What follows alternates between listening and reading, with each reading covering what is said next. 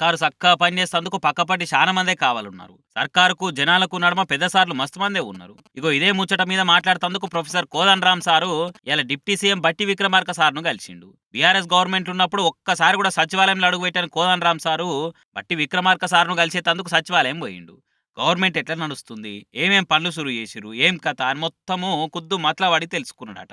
రాష్ట్ర ఖజానా ఖాళీ అయిందని అంటుర్రుగా, మళ్ళీ ఈ పథకాలకు పైసలు ఏడికెళ్ళి తెస్తారని క్వశ్చన్ చేసిండట. కాంగ్రెస్ గవర్నమెంట్ మీద జనాలు మస్తు ఆశలు పెట్టుకున్నారు. ఎంతో నమ్మకంతోనున్నారు. వాళ్ళ నమ్మకాన్ని వమ్ము చేయొద్దు అని చెప్పుకొచ్చిండట. అట్లనే తెలంగాణ ఉద్యమకారులు, నిరుద్యోగుల సమస్యల గురించి కూడా బట్టి సార్‌తోని డిస్కషన్ చేసిండట కోదండరాం సారు. నిజంగా ఎంత మంచి పనో గదా! సర్కారు ఏం పని చేయాలి? ఎట్లా చేయాలి? పబ్లిక్‌లో ఉన్న సమస్యలేంటివి? సర్కారు ఎసొంటి పనులు చేస్తే బాగుంటదని మంచి చెడ్డ చెప్పేతందుకు కూడా కోదండరాం సార్ అసొంటోళ్ళు ఉండరంటే సర్కారు ఎందుకు పని చేయదిగా?